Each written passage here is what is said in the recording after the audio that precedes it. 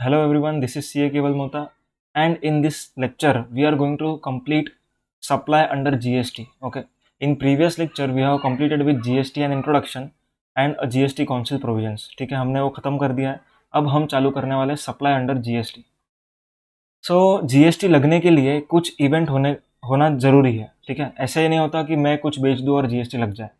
तो GST लगने के लिए किसी भी प्रोडक्ट पर या किसी पर गुड्स या किसी सर्विस पर एक टैक्सेबल इवेंट का होना जरूरी है. ठीक है, in GST such taxable event is called as supply. Okay. In previous regime कौन से टैक्सेस थे हमने डिस्कस किया था. कौन से थे बताओ. सबसे पहले हमने देखा था एक्साइज ड्यूटी. एक्साइज ड्यूटी लगने के लिए कौन सा इवेंट होना जरूरी था. मैन्युफैक्चरिंग. ठीक है, अगर आपने मैन्युफैक्चर किया और आपने रिमूव किया फैक्ट्री से, देन आपके ऊपर क्या लगेगा, उस प्रोडक्ट के ऊपर excise duty. If you are selling some goods, then VAT will be levied. Means VAT is levied on sale of goods. Okay. अगर आप किसी को कुछ सर्विस देते हो तो कौन सा लगेगा टैक्स, सर्विस टैक्स. ठीक है, मतलब आपके कुछ करने से टैक्स लगता है, उसको बोलते हैं हम taxable event. Such an event, on occurring of that event, tax will be levied. Okay. So GST will B levied on occurrence of supply.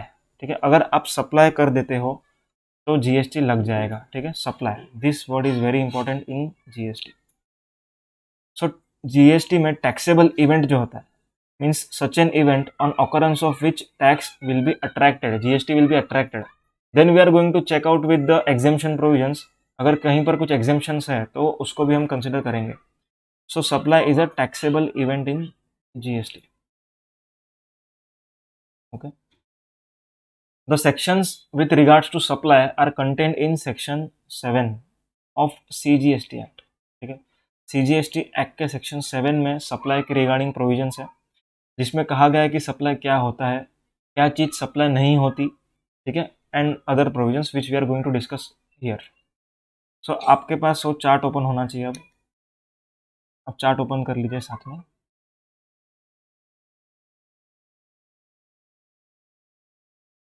आज हम क्वेश्चन बैंक भी डिस्कस करने वाले.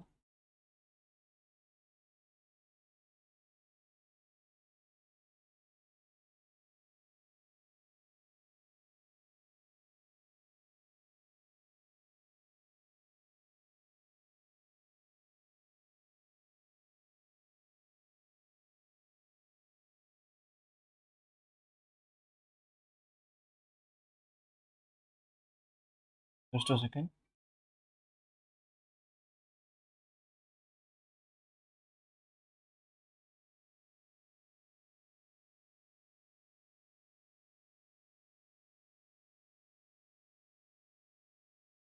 Okay. So I hope now it is visible. ठीक है. Taxable event is which on its occurrence creates liability to pay tax. मतलब ऐसा event जिसके होने से टैक्स लायबिलिटी अट्रैक्ट होता है उसको बोलते हैं टैक्सेबल इवेंट. GST में taxable event is supply of goods और सर्विसेज. अगर आपने सप्लाई कर दिया तो GST का लेवी लगेगा. ठीक है, डिपेंड्स अपॉन एग्जेम्पशंस है क्या है या नहीं है, and also depends upon charge of GST. मतलब FCM में आपको टैक्स लगाना है या फिर recipient will be going to pay under reverse charge mechanism, ये डिपेंड करता है. ये हम सेक्शन 9 में देखेंगे in our next chapter.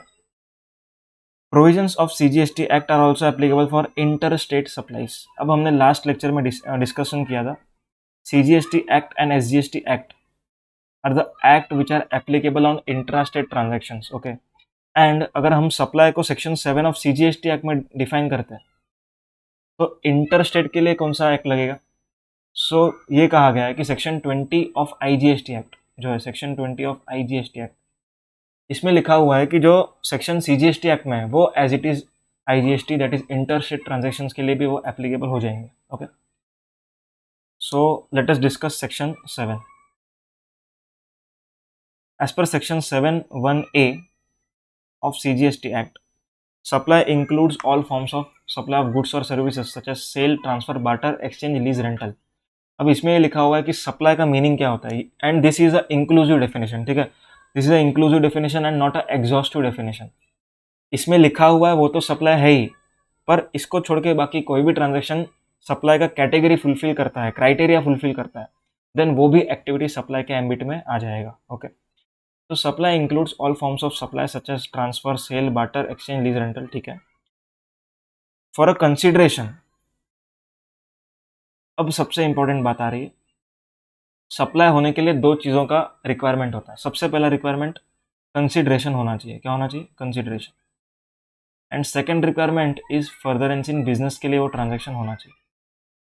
On fulfilment of this two criterias or elements an activity will be called as supply. ठीक है, यहाँ पर लिख रहा हूँ मैं, व्हाइट बोर्ड पे ध्यान देना।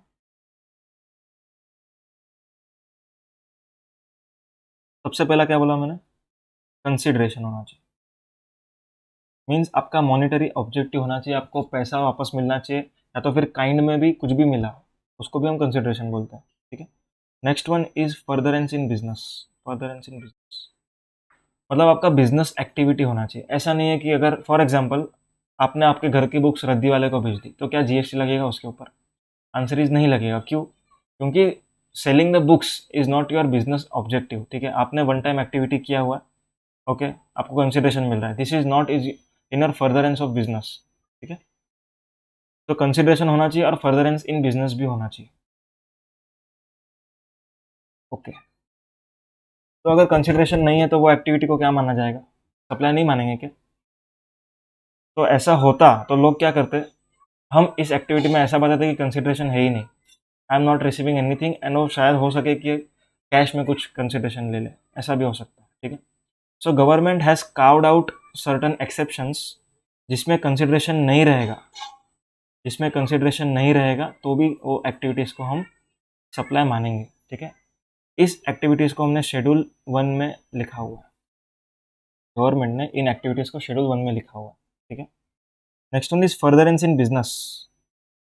अगर फर्दरेंस इन बिजनेस है तो ही टैक्स लगने वाला है, फर्दरेंस इन बिजनेस नहीं है तो भी तो टैक्स नहीं लगने वाला। Okay, but there is one exception, one exception is import of services, import of services for consideration. ये हम आगे डिटेल में देखेंगे। Okay, import of services for consideration. अगर आपने बाहर से कोई भी सर्विस ली है एंड आप पेमेंट कर रहे हो, आपका कंसिडरेशन इंडिया से बाहर जा रहा है, ठीक है, इंडियन करेंसी बाहर जा रही है, then that activity will be supply. ठीक है, पर अगर वो पर्सनल पर्पज है तो एग्जेम्पशन दिया हुआ है उसको, and it is a exempt supply. अगर बिजनेस पर्पज है तो रिवर्स चार्ज मैकेनिज्म में टैक्स लायबिलिटी लगेगा। ये हम आगे डिस्कस करते हैं। ठीक है, अब मुझे ये बताओ जीएसटी किस पर लगता है? आर्टिकल नंबर 366, आर्टिकल नंबर 366 12 ए, आर्टिकल 366 सब क्लॉज 12 ए। अब ये क्लॉज जो लिखा हुआ है, इसमें क्लॉज में क्या लिखा हुआ है? GST is a tax on supply of goods और services, tax on supply of goods और सर्विसेज और बोथ। ठीक है, क्या बोला? GST is a tax on supply of goods और सर्विसेज और बोथ। तो GST is a tax on supply, मतलब सबसे पहले तो उसको सप्लाई होना पड़ेगा, पर सप्लाई किसका होना पड़ेगा? गुड्स का या तो सर्विस का। So it is very imperative to note the meaning of goods. जब तक आपको पता ही नहीं होगा कि गुड्स किसको बोलते हैं तो आप कैसे टैक्स लगा सकते हो, कैसे उसको गुड्स बोलेंगे हम। तो आइए लर्न करते हैं गुड्स का definition. Goods means every kind of movable property, हर जो चीज़ जो चल सकती है या मूव हो सकती है। ठीक है, मतलब एग्जांपल लैपटॉप है, पेन है, शर्ट्स है, जो भी है जो मूवेबल प्रॉपर्टी है, it is a goods. Other than money and securities, money and securities goods नहीं है, but includes actionable claims, growing crops, grass and things attach to और फार्मिंग पार्ट ऑफ लैंड। अब इसमें क्या कहा गया? मनी एंड सिक्योरिटीज गुड्स नहीं है, मनी नहीं है गुड्स एंड सिक्योरिटीज गुड्स नहीं है। ठीक है, and but actionable claims are goods, actionable claims goods है, पर सब एक्शनेबल क्लेम्स के ऊपर जीएसटी नहीं लगता है। ओनली 3 एक्शनेबल क्लेम्स है जिसके ऊपर जीएसटी लगेगा, बाकी सारे के सारे एक्शनेबल क्लेम्स शेड्यूल 3 में मेंशन्ड है, इट मीन्स उसके ऊपर जीएसटी नहीं लगेगा। वो 3 actionable claims are lottery, betting and gambling, इन तीनों के ऊपर टैक्स लगता है, बाकी के ऊपर टैक्स नहीं लगता। Growing crops, grass and other things, ठीक है। अभी सर्विस का डेफिनेशन है, service means anything other than goods, goods को छोड़ के जो कोई भी चीज़ होती है it is called as service.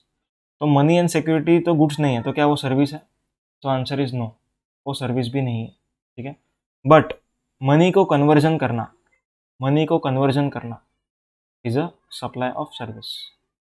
Securities के लिए अपन ब्रोकरेज चार्ज करते हैं, बरोबर है, तो brokerage is a supply of service. समझ में आ रहा है?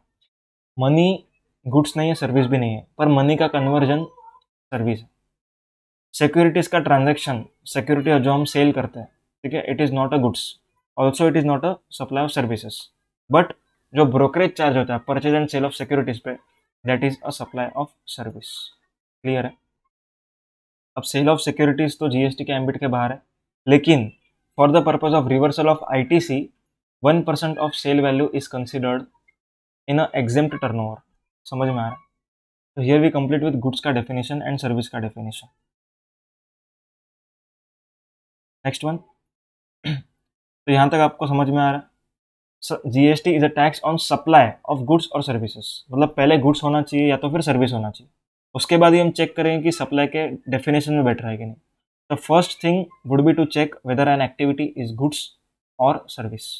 If it is goods or service, then we will check out that whether it is fulfilling the criteria of supply और नॉट। ठीक है। सप्लाई होने के लिए दो चीज़ होना चाहिए। सबसे पहला consideration. Consideration can be in kind, also in money, और पार्ट में भी हो सकता है। पार्ट में काइंड है, पार्ट में मनी है, तो भी चलेगा। ठीक है। And it should be for furtherance in business. आपका बिजनेस ऑब्जेक्टिव होना चाहिए। Now we are going to learn the consideration नहीं होगा तो भी उस एक्टिविटी को हम सप्लाई कब मानेंगे। So there are 4 activities which are mentioned in schedule 1। The first activity, permanent transfer of business assets where ITC has been availed. Permanent transfer of business assets where ITC has been availed.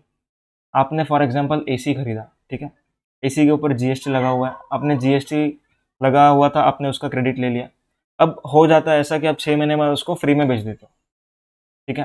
तो government says कि आप अगर free में बेच रहे हो कुछ चीज़ जिसका आप क्रेडिट ले चुके हो, ठीक है, तो उसके ऊपर आपको आईटीसी रिवर्सल करना पड़ेगा, या तो आपको उसको सप्लाई मानकर जीएसटी पे करना पड़ेगा।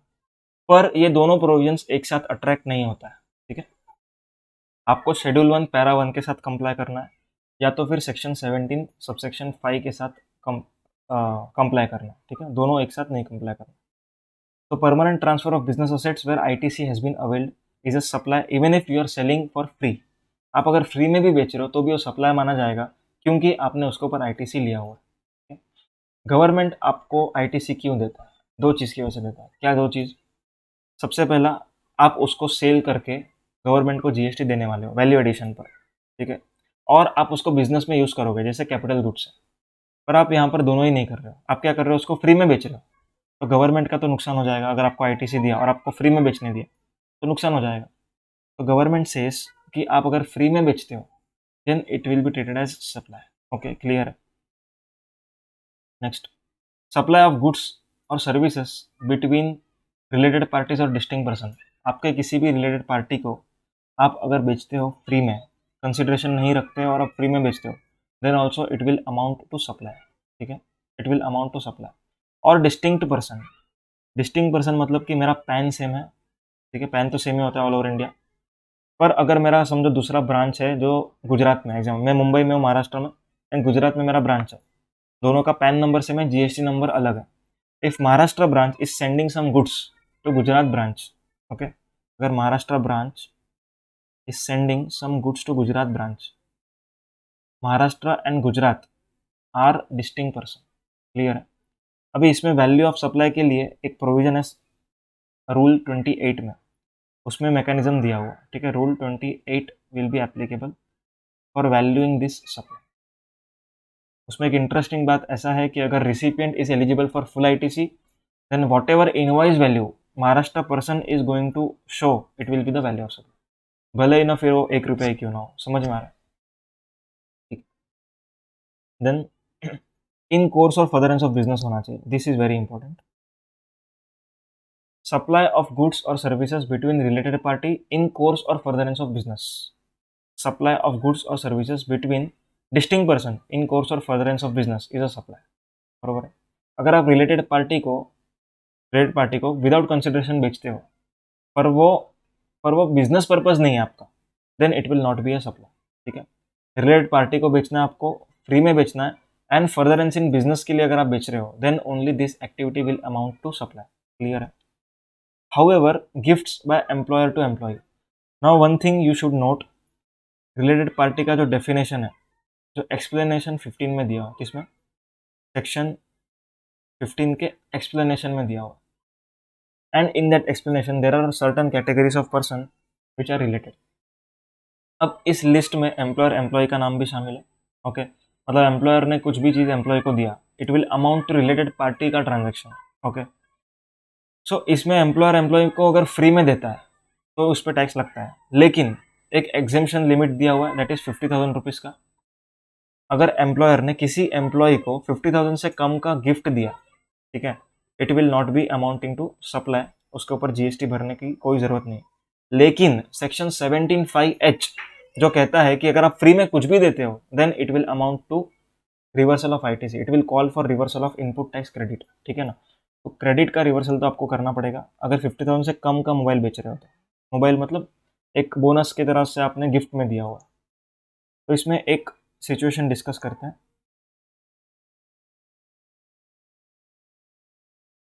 If you are giving your employee a mobile phone worth ₹30,000, ठीक है, इसके ऊपर जीएसटी लगा हुआ है 18%, इट विल अमाउंट टू ₹5,400। अब ये एक्टिविटी सप्लाई नहीं है, क्यों नहीं है?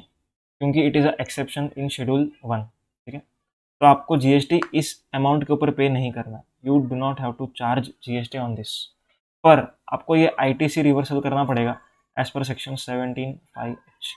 क्लियर है? पर अगर आपका मोबाइल का वैल्यू, दैट इज गिफ्ट का value, is more than 50,000, is more than 50,000 and you are giving free, ठीक है, तो आपको इसके ऊपर जीएसटी भरना पड़ेगा एंड आपको इसका क्रेडिट भी मिल जाएगा जो भी आपने परचेस करने के टाइम पेमेंट किया हुआ। 18,600 आर कितना, फॉर एग्जाम्पल 7,200 पकड़ के, और 10,800 है शायद। ओके, 10,800। तो गवर्नमेंट सेज कि आपको इसके ऊपर जीएसटी भी पे करना है, जो भी वैल्यू पे आप दे रहे हो उसको मल्टीप्लाइड बाय 18% या जो भी जीएसटी का रेट है। एंड इस केस में आपको रूल 28 लगेगा। रूल 28 सेज दैट कि आप जो वैल्यू डिटरमाइन करोगे उस पे ऊपर नहीं लगेगा। Open market value will be the value of supply. क्या बोला मैंने? Open market value. ठीक है, हो सकता है कि आप बोलो कि ये मोबाइल 10,000 में दिया मैंने, तो 10,000 पे जीएसटी भरोगे क्या? आंसर इज नो, 10,000 पे हम नहीं भरेंगे।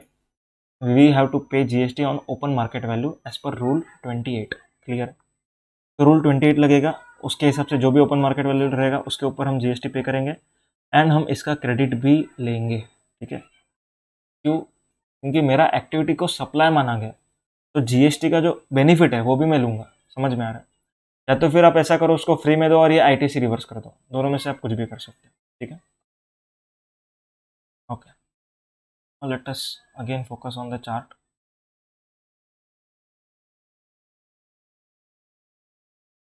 ओके, तो ये पॉइंट क्लियर है आप लोग को। पॉइंट नंबर 3, दो पॉइंट हुए। Point number 1, permanent transfer of business assets where ITC has been availed. Point number 2, supply between related party और distinct person.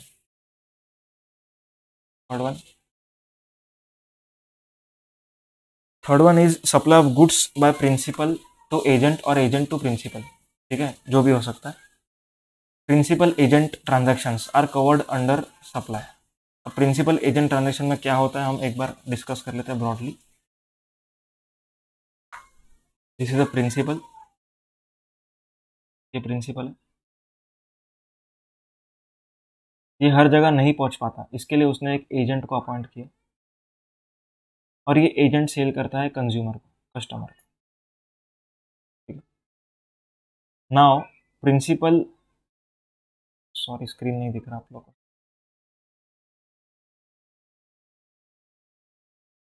Now principal is sending the goods, not selling the goods, sending the goods to agent, sending the goods to agent, okay?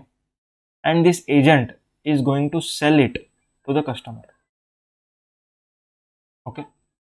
अब जब ये person cell करेगा, जब agent cell करेगा, तब इससे इसको कंसिडरेशन आएगा, ठीक है? एंड ये कंसिडरेशन इसको पास ऑन करेगा। समझ में आया क्या? फिर प्रिंसिपल इसको कमीशन अमाउंट देगा और ये कमीशन का इन्वॉइस रेज करेगा। क्लियर है, ये ट्रांजैक्शन होता है। अब प्रिंसिपल एजेंट का जो ट्रांजैक्शन है, इसमें गुड्स यहाँ पर सप्लाई नहीं हुआ है, यहाँ पर सिर्फ गुड्स को भेजा गया है, ठीक है। सेल यहाँ पर करने वाला है, ठीक है। पर गवर्नमेंट ने पहले 4 सितंबर 2018 के पहले इस ट्रांजैक्शन को सेंडिंग ऑफ गुड्स को भी सप्लाई में मान लिया था, ठीक है।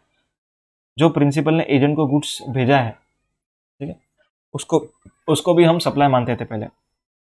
But on 4 September 2018 one clarification came from department which was as follows: अगर agent, if agent is issuing invoice, अभी यहाँ पर जो सेल कर रहा है, ठीक है, ये कौन से पर्सन के नाम पे सेल कर रहा है, कौन सा इनवॉइस पे किसका नाम है, सप्लायर का। अब अगर एजेंट खुद के नाम पर सेल कर रहा है, एजेंट इज अ सप्लायर, ऐसा वो इनवॉइस पर बताता है, ध्यान देना।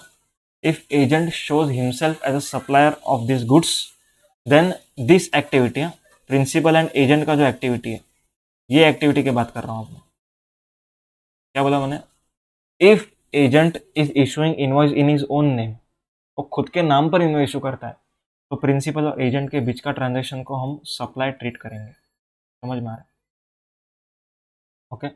If agent is issuing invoice in the name of principal, then this activity, that is principal agent का transaction, will not be a supply. If agent is issuing invoice in name of principal, then the transaction between principal and agent is not a supply. Clear है? समझ में आया? अब लगे हाथ हम value of supply का कुछ प्रोविजन डिस्कस कर लेते हैं। अगर मान लो एजेंट खुद के नाम पर इनवॉइस बनाता है और सेल करता है, ठीक है, तो प्रिंसिपल एंड एजेंट का ट्रांजेक्शन को हम क्या मानते हैं? Supply. So this supply will be valued as per rule 29, which says that open market value होना चाहिए या तो फिर 90% of what agent is going to sell to its unrelated customer will be value of supply, ठीक है। Example, if agent is going to sell at ₹100, agent अगर customer को जो अनरिलेटेड है उसको 100 में बेचता है, तो value of supply you can consider as ₹90, that is 90% of 100। Clear है क्या? This will be value of supply. समझ में आया? ये प्रोविजन सिर्फ मैंने इंटरलिंक करवाया आपको, ठीक है, clear. Next one, import of service. अब यहाँ पर इंपोर्ट ऑफ सर्विस की हम बात करें तो पूरा का पूरा इंपोर्ट ऑफ सर्विस हम इधर डिस्कस करेंगे। First of all let us understand what is the meaning of import of service. Import of service का मीनिंग क्या है?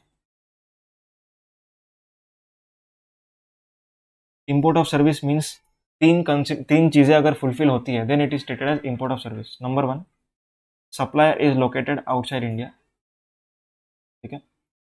Recipient is located in India,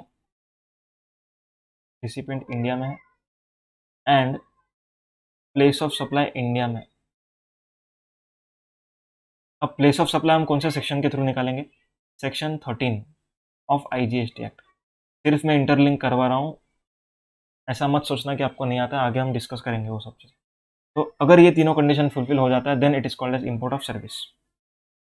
अब इंपोर्ट ऑफ सर्विस का टैक्सेबिलिटी देखते हैं। इंपोर्ट ऑफ सर्विस, इसमें दो चीज़ें आपको देखना है। सबसे पहला, कंसिडरेशन है या नहीं, consideration. Second one, no consideration, ठीक है। अगर कंसिडरेशन है तो सेक्शन 7(1)(b लगेगा, ठीक है। अगर नो कंसिडरेशन देन क्या लगेगा? शेड्यूल 1 का para 4, schedule 1 para 4।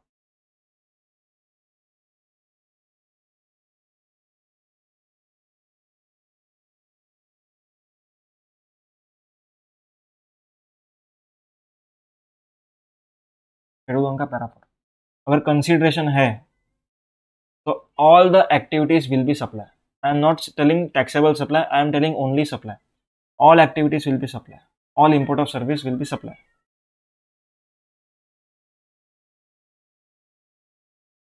Even if it is for business purpose or not for a business purpose, it is irrelevant. ठीक है, अगर आप घर का रिनोवेशन करवाते हो ध्यान देना, अगर आप घर का रिनोवेशन करवाते हो किसी दुबई के इंटीरियर डेकोरेटर से, ठीक है, then that activity will also be called as supply, but that activity is not taxable. Why? Because as per exemption notification it is exempted. समझ में आ रहा है? Supply even if not for business purpose, even if not for business purpose. I am not telling taxable even if not for business purpose, I am telling supply even if not for business purpose. ठीक है, next one, no consideration. तो यहाँ पर आपको check करना है कि आपको सप्लाई किससे आ रहा है, कौन आपको सप्लाई दे रहा है। If it is a related party and he is giving services for furtherance in business, ठीक है, रिलेटेड पार्टी से सर्विस आ रहा है एंड बिजनेस पर्पस के लिए आ रहा है, then this activity will be supply. ठीक है, अगर इसको छोड़ के दूसरा कुछ है then it will not be a supply. Clear है क्या, समझ में? Okay, so here we complete with schedule 1. Now again moving on to the chart.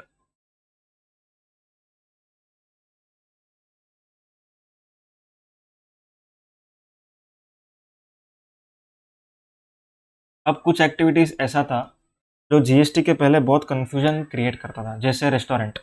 अब रेस्टोरेंट सर्विस की हम बात करें तो आपको उधर जाके खाना भी मिलता है एंड खाना सर्व भी होता है, तो it is a goods as well as service, पहले होता था ऐसा। ठीक है, तो 40% के ऊपर सर्विस टैक्स लगता था, 60% के ऊपर वैट लगता था। ठीक है, तो उसमें एम्बिग्यूटीज क्रिएट होता था कि इसको सप्लाई ऑफ गुड्स माने, सर्विस माने, किस तरह से माने, प्रपोर्शन वगैरह। Same goes with works contract, original works है तो 40% के ऊपर सर्विस टैक्स, 60 के ऊपर वैट। अगर रिपेयर मेंटेनेंस का वर्क्स कॉन्ट्रैक्ट है तो 70 के ऊपर वैट, 30 के ऊपर सर्विस टैक्स, ये सब हुआ करता था। तो गवर्नमेंट हैज़ क्लैरिफाइड दैट हम कुछ एक्टिविटीज़ जो एम्बिग्यूअस थी उनको हम सीधा सीधा गुड्स या तो सर्विस बोल देंगे, ज़्यादा झंझट यहाँ पर नहीं चाहिए। We will declare few activities as goods और services, you have to follow that. तो first activity is transfer of title in goods.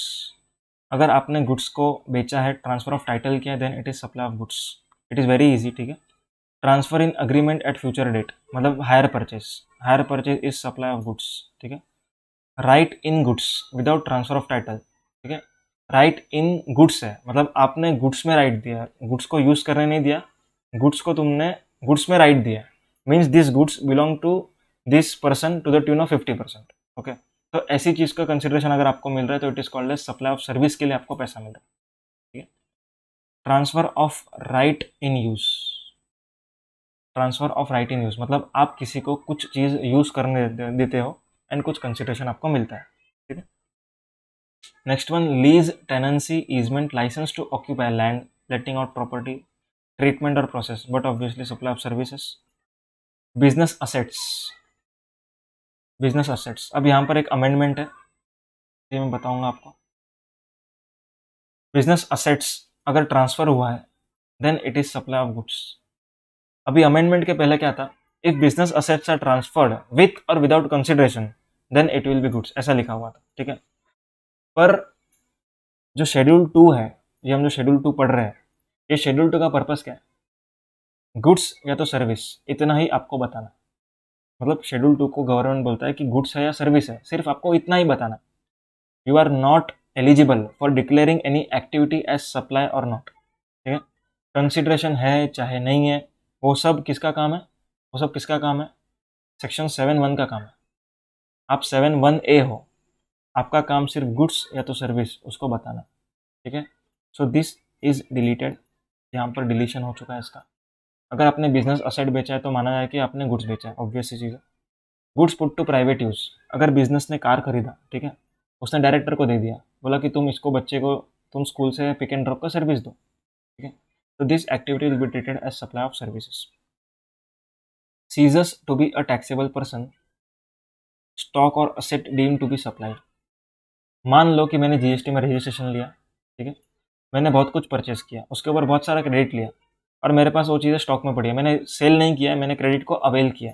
Okay, अब मैं उसको बेच नहीं रहा हूँ, मैं बिजनेस बंद कर रहा हूँ, तो मैं उसको बेच नहीं रहा हूँ, बिजनेस बंद कर रहा हूँ। I am now ceasing to be a taxable person, मैं अब से टैक्सेबल पर्सन नहीं रहूँगा।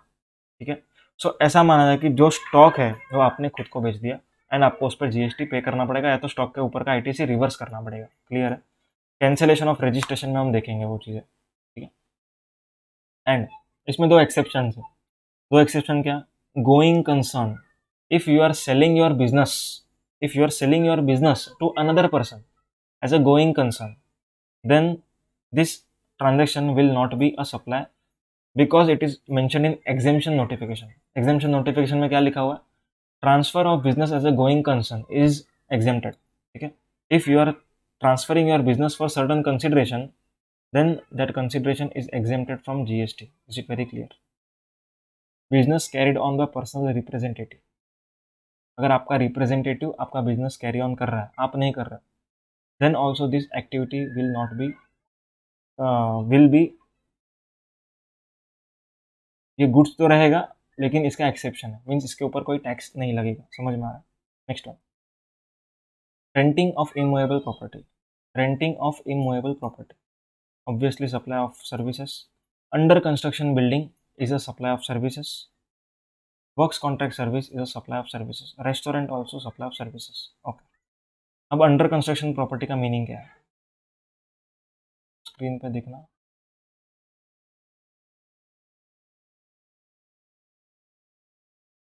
अब जो बिल्डर्स होते हैं ठीक है, वो लोग काम चालू कर देते हैं, they are working. For example मेरा प्रोजेक्ट चालू हुआ 1 अप्रैल 2019 को, on this date my project is started. मेरा काम पूरा खत्म हुआ 31 मार्च 2021 को, ठीक है।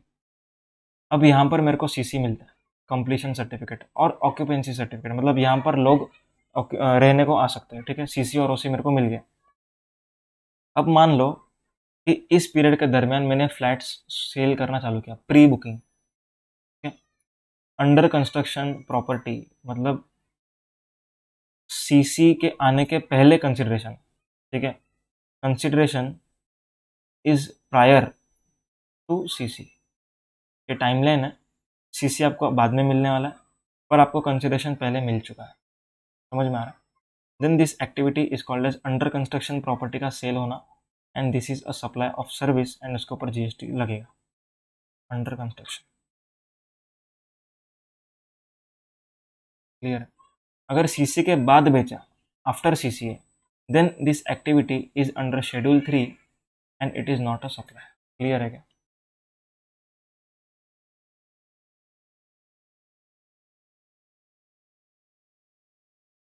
Temporary transfer or permitting the use or enjoyment of any intellectual property right, it is supply of service.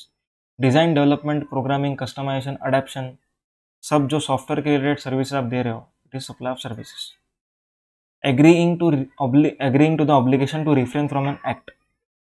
अगर आपको कुछ नहीं करने का पैसा मिल रहा है, समझ रहा है, आपको कुछ नहीं करने का पैसा मिल रहा है, जैसे कि मेरे को बोला गया कि मुंबई में क्लास नहीं ओपन करो, इसके लिए आपको 1 लाख रुपए देंगे, तो this 1 lakh is received for supply of services. समझ में आ रहा है?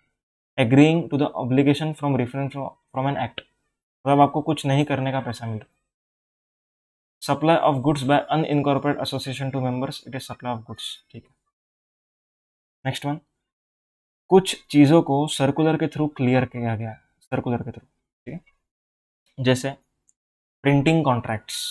अब प्रिंटिंग कॉन्ट्रैक्ट में होता क्या है, फॉर एग्जांपल मैं अपना बुक लॉन्च कर रहा हूँ, ओके, सो मैं कंटेंट जो है वो मैं प्रिंटर वाले को देता हूँ। प्रिंटर वाला क्या करता है, खाली प्रिंट शूट कर रहा है, कंटेंट किसका है, मेरा है। तो ऐसा बोला जाएगा कि जेरोक्स वाला जो है, प्रिंटर वाला जो है, he is giving me supply of service. समझ में आ रहा है? एंड दूसरा चीज़, अगर कंटेंट मेरा नहीं है, फॉर एग्जांपल मैं उससे कुछ लेटर हेड्स खरीदता हूँ, ठीक है, या तो फिर दूसरा कोई भी एनवलप्स खरीदता हूँ जिसमें कोई कंटेंट नहीं है, वो बेच रहा है, तो उसको बोलेंगे ही इज सेलिंग में सप्लाई ऑफ गुड्स, वो मेरे को गुड्स बेच रहा है, ठीक है। फर्स्ट वाले में सप्लाई ऑफ सर्विस हो रहा है, सेकंड वाले में गुड्स का सेल हो रहा है। Next, transfer of tenancy rights. Transfer of tenancy rights is supply of service, ठीक है। अभी टेनेंसी प्रीमियम जो होता है, earned on residential units by landlord और residential units by outgoing tenant, exempted. अब टेनेंसी प्रीमियम क्या होता है वो समझना। टेनेंसी प्रीमियम मीन्स, अभी पागड़ी का सिस्टम जो है उसमें रहने को मिलता है किसी को, टेनेंट को, ठीक है। अब हो सकता है कि वो दूसरे को सब टेनेंट कर दे, मतलब सब टेनेंसी बोलते हैं अपन इसको, वो दूसरे किसी को रहने दे, और जो उसको रेंट मिलेगा या जो प्रीमियम मिलेगा उसमें से उसको शेयर किसको करना पड़ेगा? लैंडलॉर्ड को, जो ओरिजिनल इस जगह का ओनर था। तो जो उसको शेयर कर रहा है, ठीक है, तो landlord is a supplier of service. अभी यहाँ पर टेनेंसी राइट्स जो होती है, टेनेंसी राइट्स, अब ये टेनेंसी राइट्स को माना जाएगा सप्लाई ऑफ सर्विस है। पर अगर ये रेसिडेंशियल यूनिट के रिलेटेड है तो it is exempted. If it is for commercial unit then it is taxable. समझ में आ रहा? Next one, priority sector lending certificate. Priority sector lending certificate, priority sector lending. Let us understand what is this. अपना हर bank को एक target होता है।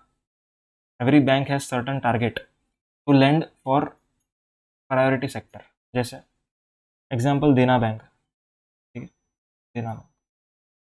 अब देना बैंक का जो लोन पोर्टफोलियो है, लोन पोर्टफोलियो, उसमें ऐसा लिखा हुआ है कि 60% आपको एग्रीकल्चर सेक्टर को लेंड करना पड़ेगा। किसको करना पड़ेगा? एग्रीकल्चर सेक्टर को। अभी देना बैंक ने ये टारगेट को अचीव कर लिया।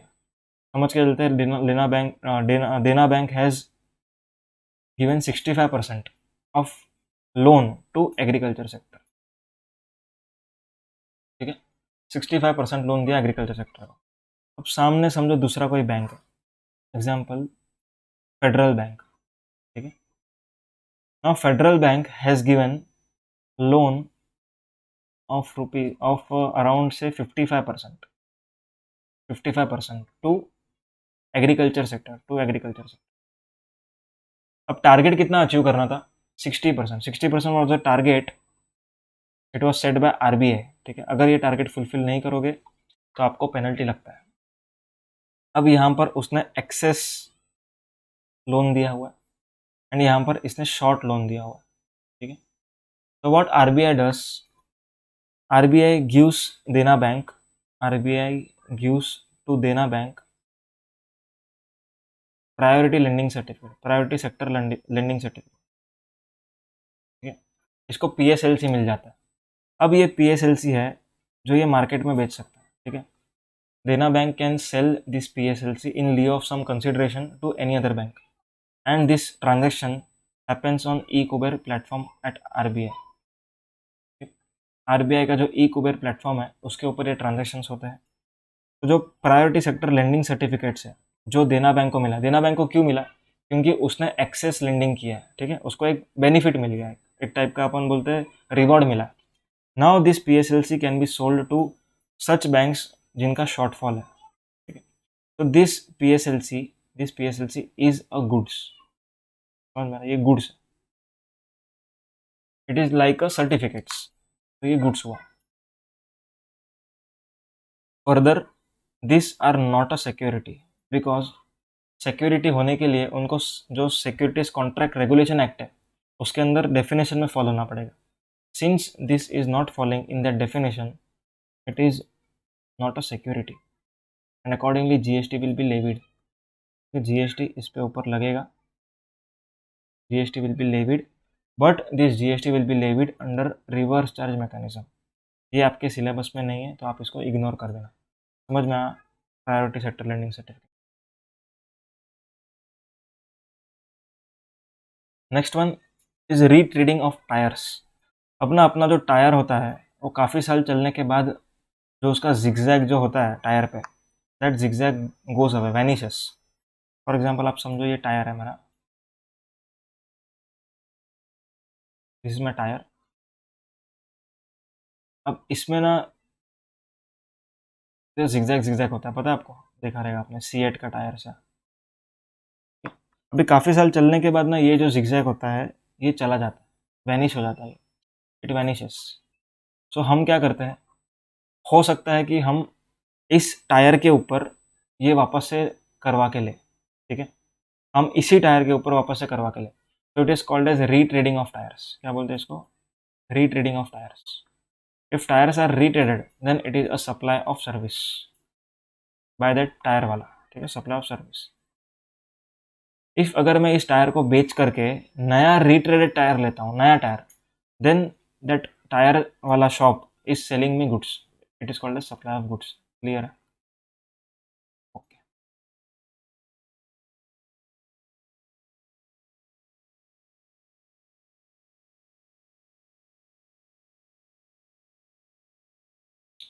सो here we complete with classification of goods और सर्विसेज। अब क्लासिफिकेशन इंपॉर्टेंट क्यों था? क्योंकि अगर आप गुड्स या सर्विस उसको ट्रीट नहीं कर पाओगे तो टाइम ऑफ सप्लाई कैसे डिटरमाइन करोगे? क्योंकि time of supply is based upon whether it is goods और whether it is service. Similarly place of supply is also based upon the fact whether it is goods और whether it is service. समझ में आ रहा है? अब तक हमने क्या देखा, क्या चीज़ सप्लाई है, क्या चीज़ सप्लाई नहीं है। Now we are going to check out कि क्या चीज़ सप्लाई नहीं है। हमने देखा कि सप्लाई क्या है, क्या गुड्स है, क्या सर्विस है। Now we are going to check out that what is supply, what is out of the ambit of supply, जो सप्लाई ऑफ सर्विस या गुड्स के एम्बिट के बाहर है। It is mentioned in schedule 3। सबसे पहला services by employee to employer, जो भी सैलरी अर्न कर रहे हो, ठीक है, it means employee is giving services to employer, then it is out of ambit of GST. Next one, services by any court or tribunal. If any court or tribunal is giving services to any petitioner, then it is out of ambit. And functions performed by MPMLA, अगर MPMLA कुछ services दे रहे हैं, then it is out of GST. Funeral, burial, crematorium, mortuary, including transportation of deceased. अगर अंतिम संस्कार का कोई विधि करवा रहे हो, ठीक है, फ्यूनरल है, it is out of GST, ambit के बाहर है। Next, sale of land. Sale of land means जो एक लैंड है अपने पास, वो हम बेच रहे हैं, देन उसके ऊपर GST नहीं आएगा, ठीक है। पर अगर आप लैंड के ऊपर पूरा बिल्डिंग कंस्ट्रक्ट करके फिर बेचते हो, देन उसके ऊपर GST आता है। ओके, अब यहाँ पर कंप्लीटेड बिल्डिंग की बात की गई है। कंप्लीटेड बिल्डिंग मतलब ऐसी बिल्डिंग जिसके ऊपर का जो पैसा है, कंसिडरेशन, जो फ्लैट को बेचकर कंसिडरेशन आया, it is received after CC। ऐसी properties are also out of ambit of GST। Clear है क्या? CC आने के बाद अगर कोई प्रॉपर्टी बेच रहा है, then that activity is out of GST।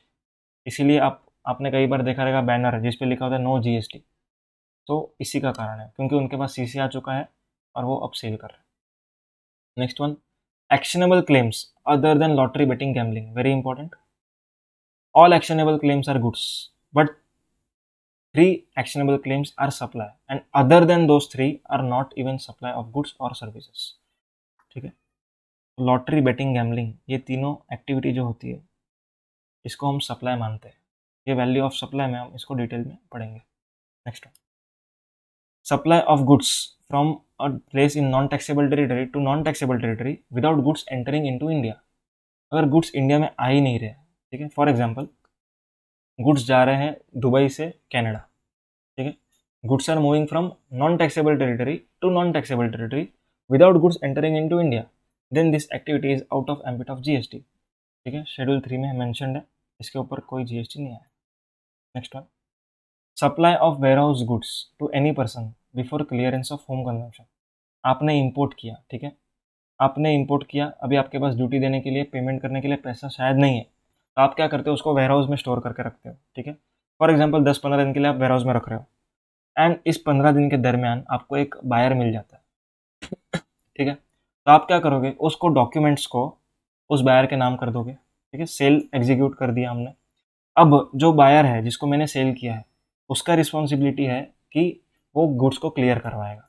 ठीक है, सो जो मैंने उसको ट्रांजैक्शन किया है, फॉर एग्जांपल दे रहा हूँ, ध्यान दो, आएगा।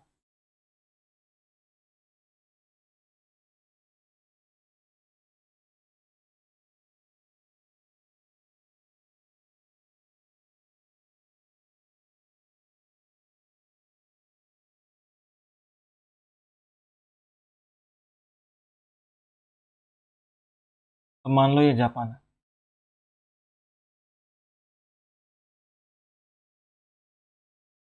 इंडिया में गुड्स आ रहे हैं।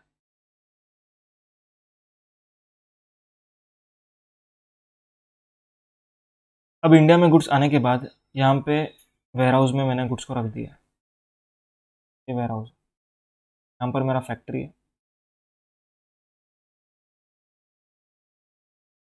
अब गुड्स इधर पड़े हुए हैं मेरे,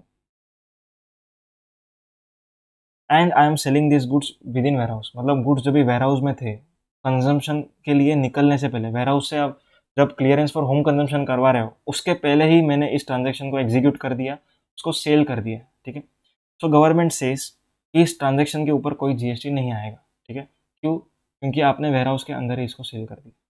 क्लियर है?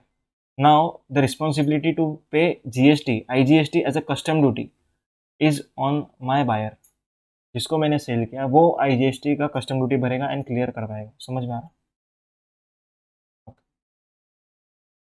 नेक्स्ट वन,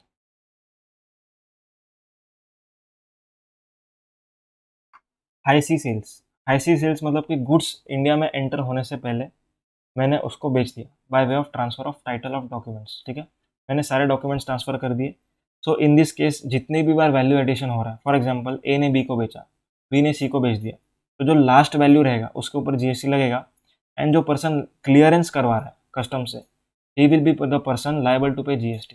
ठीक है, तो हाई सी सेल्स के ऊपर IGST नहीं लगेगा, पर जो लास्ट बायर क्लियर करवाएगा उसको IGST as a custom duty भरना पड़ेगा।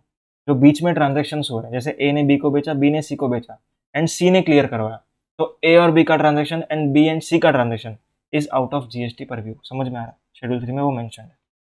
Next one, services by way of grant of alcoholic liquor licence against consideration.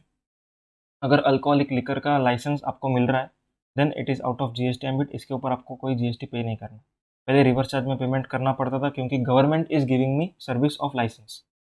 ठीक है, अभी उसके ऊपर कोई GST नहीं। Next one, composite supply and mixed supply.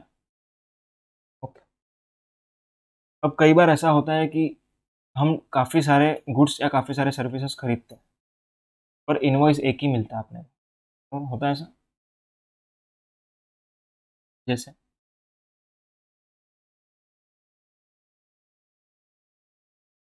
For example I am purchasing AC। मैं AC खरीद रहा हूँ।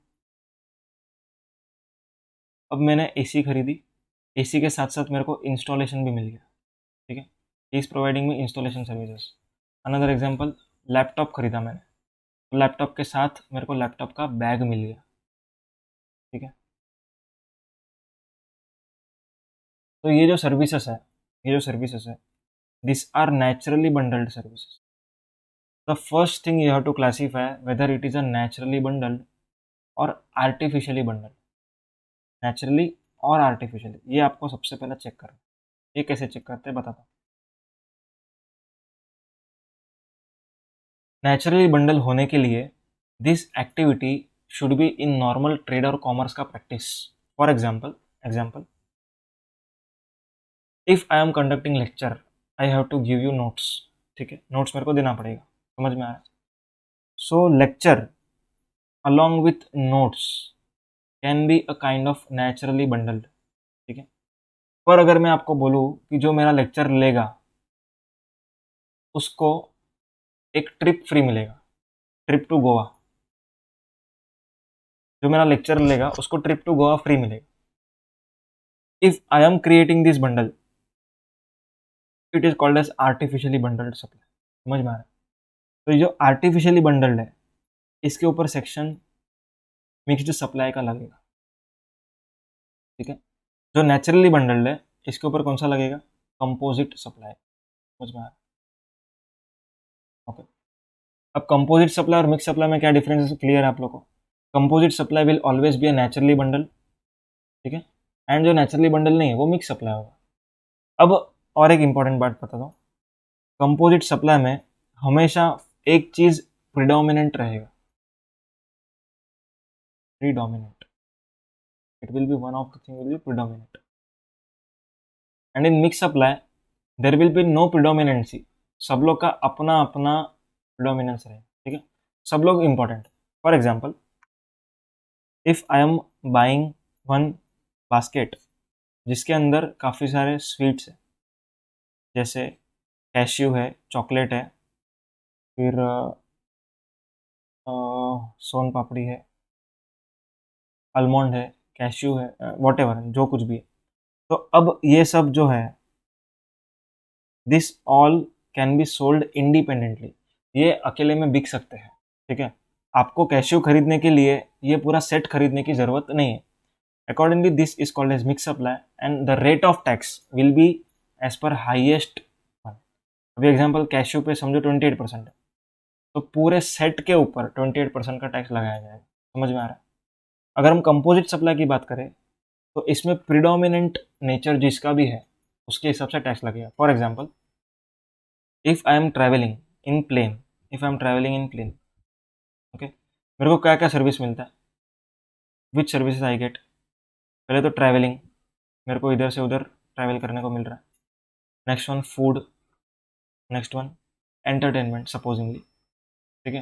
तो ये सब सर्विसेज मेरे को मिलता है, this all service I get. But plane में जाने का मेरा रीज़न क्या है, खाना पीना खाने के लिए जा रहा हूँ क्या मैं? Answer is no. So travelling करने जा रहा हूँ, so travelling is my prominent nature of supply. And GST का जो रेट होगा, फॉर एग्जाम्पल इसके ऊपर 18 है, इसके ऊपर 5 है एंड इसके ऊपर 12 है, तो पूरे के पूरे फीस पर, दैट इज एयरफेयर चार्ज के ऊपर 18% टैक्स लगेगा। समझ में आ रहा है? Is it very clear? Okay. So कुछ टेस्ट यहाँ पर दिया हुआ है मैंने, जो आपको फुलफिल करना पड़ेगा।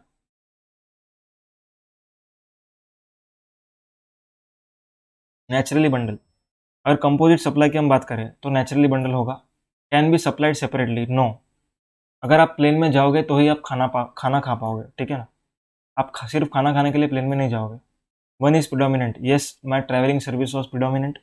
प्राइज्ड सेपरेटली, येस और no, yes it can be price separately, या फिर नहीं करना तो नहीं भी कर सकते। जैसे एसी का प्राइस उसने लगाया है 28,000 एंड इंस्टॉलेशन का 2,000, ठीक है, ऐसा प्राइसिंग रख सकता है वो, ठीक है।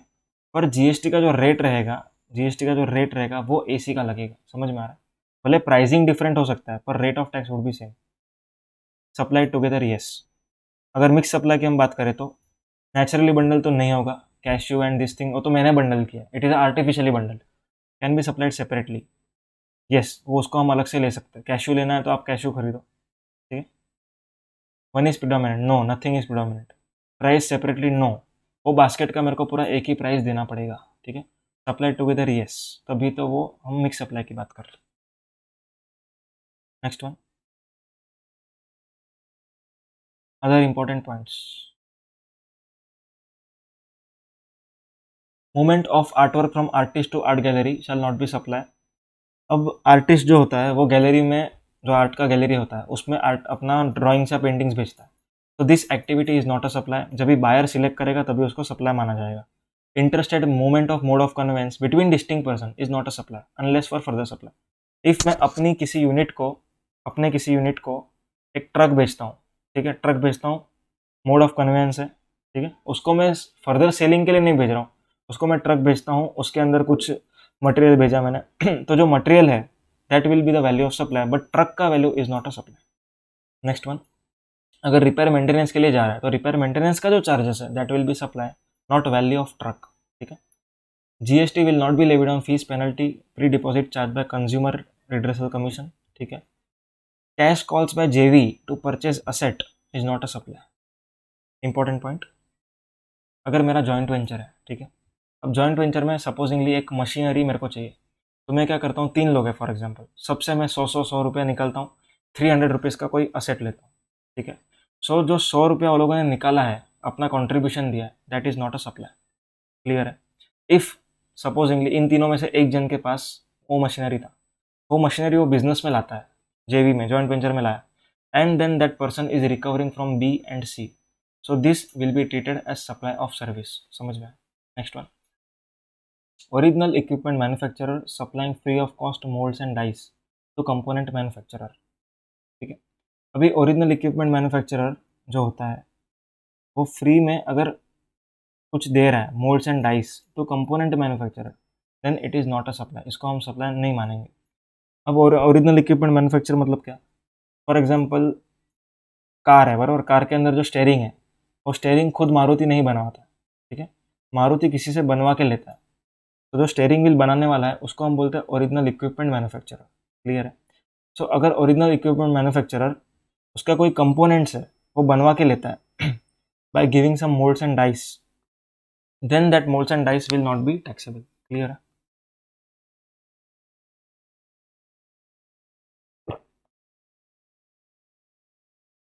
Next one, supply of seized goods by government to registered person. अगर गवर्नमेंट ने कोई सीज गुड्स ऑक्शन में या किसी में बेच दिए, ठीक है, देन जो रजिस्टर्ड पर्सन है उसको जीएसटी भरना पड़ेगा under section 93। Activity of fabrication and fitting and mounting bus bodies on chassis is a composite supply of service with goods, that is bus bodies, being principal supply supply of goods. अभी मैं किसी से बस bodies खरीदता हूँ, ठीक है, बस का बॉडी खरीदता हूँ अलॉन्ग विथ माउंटिंग, तो उसका मेन काम क्या है, बस बॉडी बेचना, वो माउंटिंग तो एक एंसिलरी सर्विस दे रहा है, so our principal activity will be bus body, ठीक है, goods. Next one petroleum, cost petroleum, अभी ये समझते हैं एग्जाम्पल लेकर के।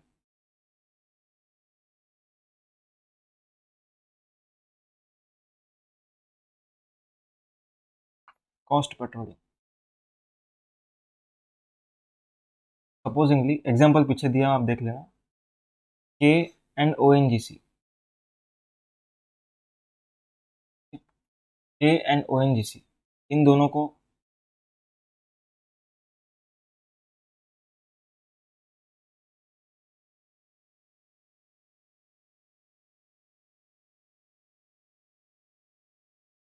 जस्ट अ सेकंड,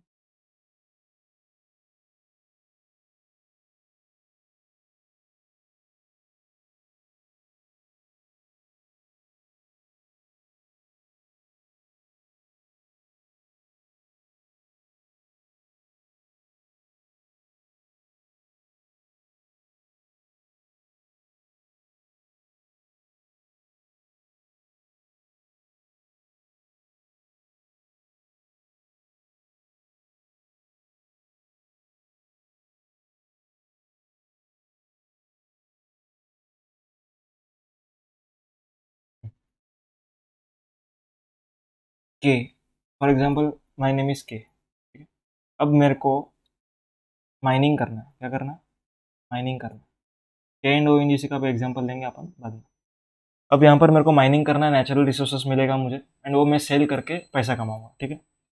अब मैं प्रोडक्शन कौन करने वाला है, के करने वाला है, प्रोडक्शन जो कॉन्ट्रैक्ट है it will be done by me, ठीक है। अब मैं ऐसे ही माइनिंग नहीं कर सकता हूँ, I want some licence from the government of India, ठीक है, तो मैं गवर्नमेंट ऑफ इंडिया के पास जाता हूँ, उसको बोलता हूँ भाई मेरे को लाइसेंस दो। तो लाइसेंस अपने को तभी मिलता है जब भी हम कुछ शेयर, जो रॉयल्टी का शेयर होगा वो हम गवर्नमेंट को देते हैं, ठीक है, समझ में आया। All cost will be incurred, all cost will be incurred by के, मैं सब कॉस्ट इनकर करूँगा, ठीक है।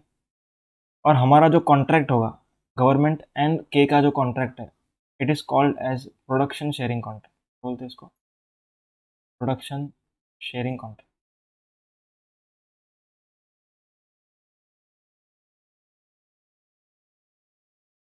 तो हम लोग के बीच में एक प्रोडक्शन शेयरिंग कॉन्ट्रैक्ट एंटर हुआ है, तो सबसे पहले आप ये समझो कि this contract is not a joint venture, this contract is not a joint venture, this is only a contract between licensor and लाइसेंसी, ठीक है, लाइसेंसर कौन है, ये है गवर्नमेंट, एंड लाइसेंसी मैं हूँ, बस उसके लिए कॉन्ट्रैक्ट किया मैंने, ठीक है। If K is incurring expenditure on behalf of this contract, then it will not be treated as K is providing supply to government, ठीक है। if K is incurring some cost, K is incurring the production cost, ठीक है, जो खोद काम करना है, extraction करना है, उसका कॉस्ट कौन इनकर करता है, के इनकर कर रहा है, ओके। तो if K is incurring cost then it will not be treated as services provided to government of India, why, because this is not a joint venture. अगर जॉइंट वेंचर होता तो इसमें माना जाता कि K is providing services to joint venture, but since this is not a joint venture, K is not providing any services to government of India, ये बात clear है, ठीक है। अब जो कॉस्ट इनकर करता है के on behalf of this contract, this cost is called as cost petroleum, इसको बोलते हैं cost petroleum. Now this cost petroleum is not taxable, why, मैंने वापस से बता रहा हूँ, बताया वापस से बता रहा हूँ, अगर ये जॉइंट वेंचर होता एंड जॉइंट वेंचर में से कोई भी एक को वेंचरर कॉस्ट इनकर करता, तो it will be treated as services provided to joint venture, but since this contract is not of a joint venture, it is not treated as K is providing services to government of India, ये अपने फायदे के लिए ही कमा रहा है, उसमें जो शेयर उसको देना है वो तो देना ही पड़ेगा as per contract, so it is not treated as supply of service and accordingly it is not taxable, clear. अब दूसरा एग्जाम्पल लेते हैं, ठीक है, इस इधर ना के एंड ओ एन जी सी, ए नाम का एक जॉइंट वेंचर है, ओ एन जी सी के, इसमें दो पार्टनर्स हैं, के एंड ओ एन जी सी, और यहाँ पर government of India, again same contract would be entered, mining करना है तो ONGC के जो जॉइंट वेंचर है, ठीक है, फॉर एग्जांपल यहाँ पर हम नाम लिखते हैं ONGC के, ये नाम का जॉइंट वेंचर। इस जॉइंट वेंचर ने गवर्नमेंट ऑफ इंडिया के साथ कॉन्ट्रैक्ट बनाया। तो ONGC के विल बी इनकरिंग कॉस्ट, ठीक है। So ONGC K incurring the cost is not treated as supply of service to government, ठीक है, समझ में आ रहा है। But in ONGC K is incurring, in ONGC K is incurring the cost, K incur करता है कॉस्ट, ठीक है। So it will be treated as K is providing services, K is providing services to joint venture, समझ में आ रहा है। ONGC के ये एक जॉइंट वेंचर है, इसके अंदर दो को वेंचर है, कौन सा ONGC एक है एंड के एक है। अब के is incurring cost on behalf of joint venture, ठीक है। मतलब in simple word joint venture is incurring cost पूरा, एंड गवर्नमेंट ऑफ इंडिया को ये रॉयल्टी का शेयर देने वाला है। जो भी प्रोडक्शन होगा एज पर लीटर या पर केजी जो भी है, हम गवर्नमेंट को शेयर देंगे। So from joint venture point of view, this cost petroleum is not taxable, ठीक है। पर ONGC के अंदर K is incurring the cost, it means K is providing services to joint venture, ठीक है। So cost petroleum for this K is a supply of service, clear है क्या? This is a very important question, इसके ऊपर नवंबर 19 में question आ चुका है।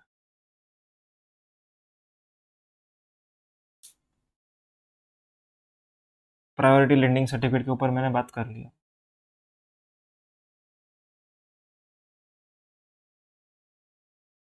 ये हो गया।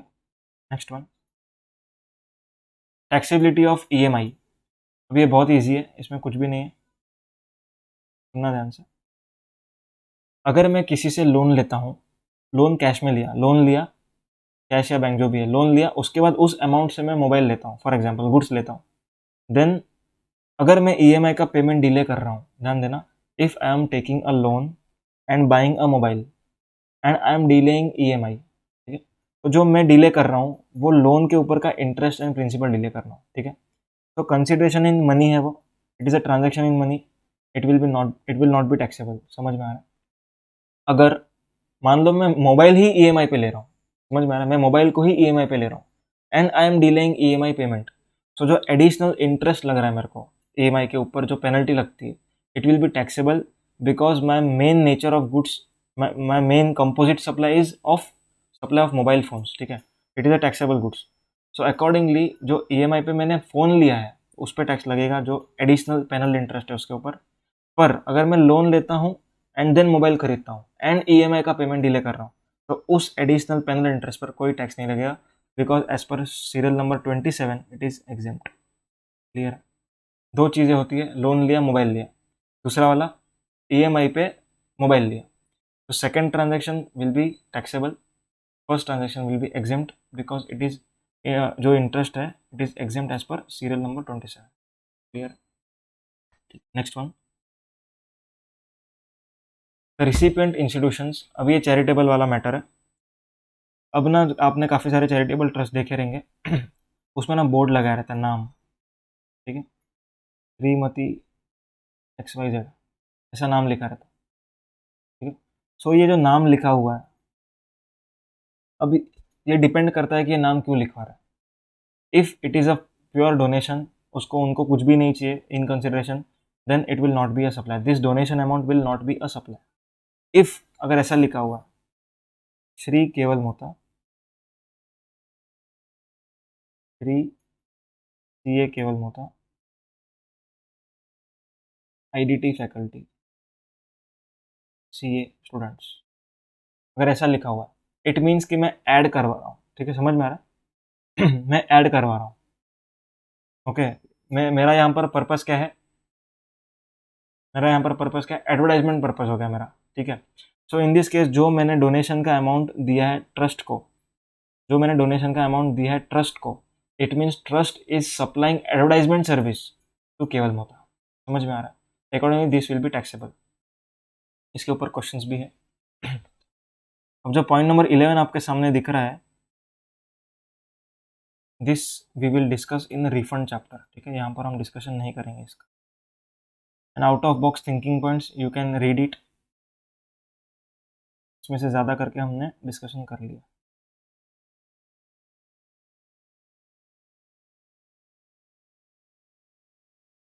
और last part of this chapter ये अमेंडमेंट है, clarification on taxability of remuneration.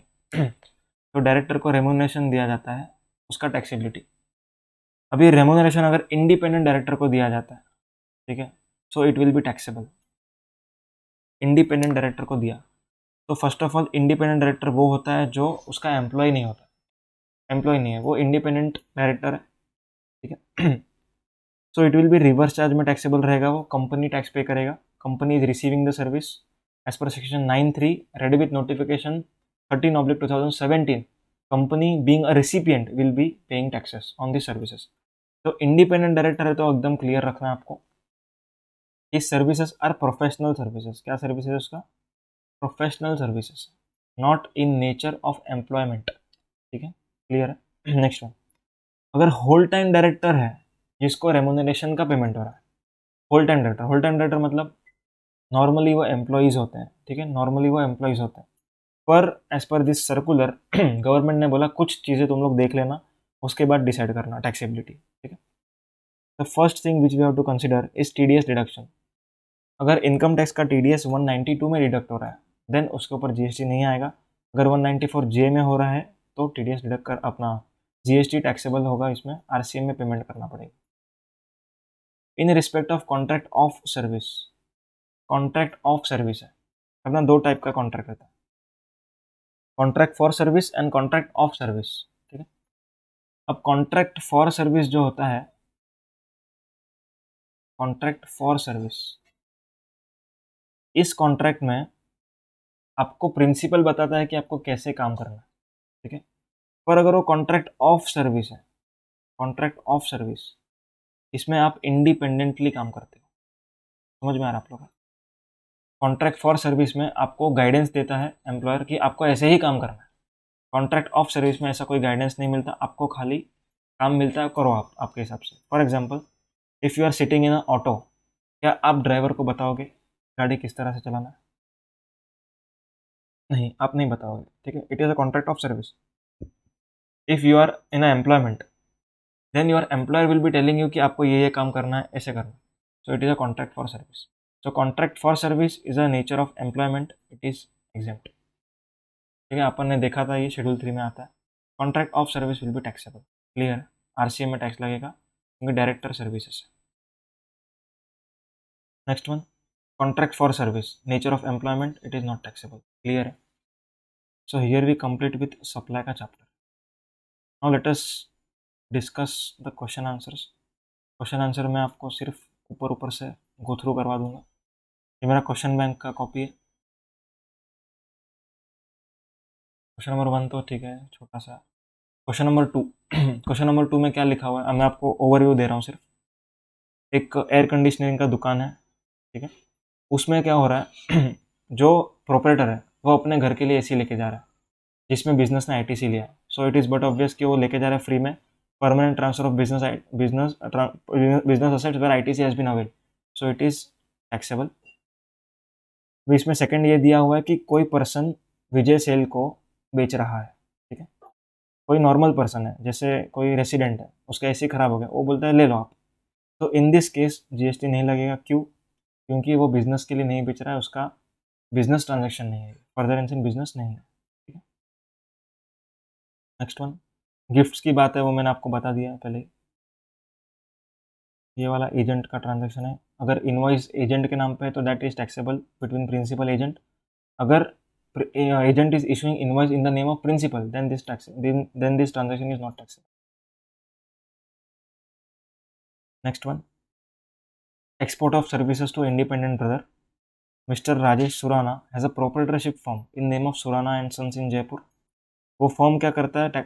Manufacture करता है taxable products, okay, and consultancy भी देता है। अब उसने कंसल्टेंसी किसको दिया है? मिस्टर अखिलेश सुराना, यूएस में, विदाउट एनी कंसल्टेशन।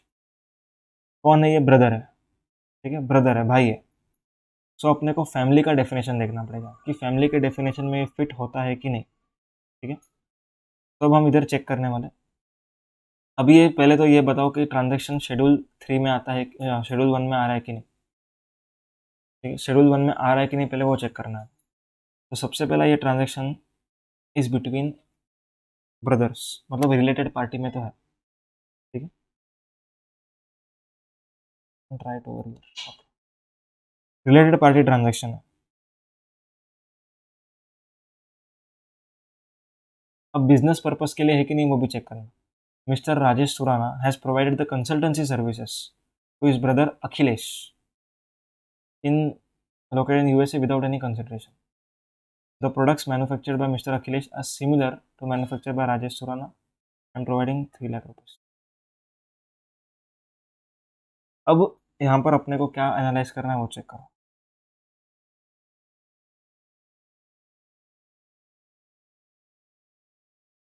यहाँ पर लिख रहा हूँ, ध्यान देना, वेरी इंपॉर्टेंट पॉइंट है, एग्जाम में इसके ऊपर क्वेश्चन आया हुआ है, बट ऑब्वियस एग्जाम क्वेश्चन है। अब रिलेटेड पार्टी होना चाहिए, सबसे पहला कंडीशन क्या है, रिलेटेड पार्टी होना चाहिए।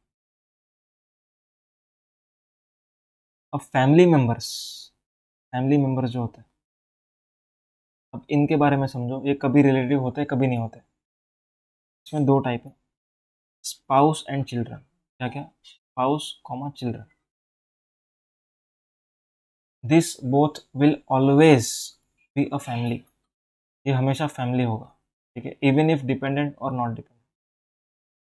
On the other hand, parents, brothers and sister, ठीक है, ये तीनों जन तभी रिलेटेड माने जाएंगे जब ये डिपेंडेंट है। ठीक है, ये डिपेंडेंट है तो relative, if they are independent then they are not a relative. ठीक है, अब अपना केस यहाँ पर आप लोग लगाओ। अपने केस में वो ब्रदर जो वेल सेटल्ड है यूएसए में, ठीक है, तो डिपेंडेंट है कि इंडिपेंडेंट है, इंडिपेंडेंट है।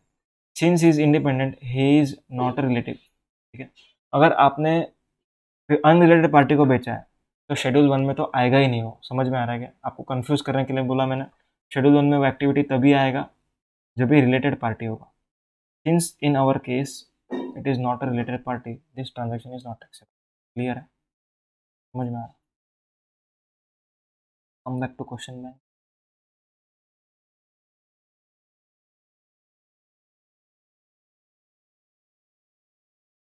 अब क्वेश्चन नंबर 6 में चैरिटेबल एक्टिविटीज़ है। ठीक है, तो फ्री में दे रहे हो आप तो it will be a supply.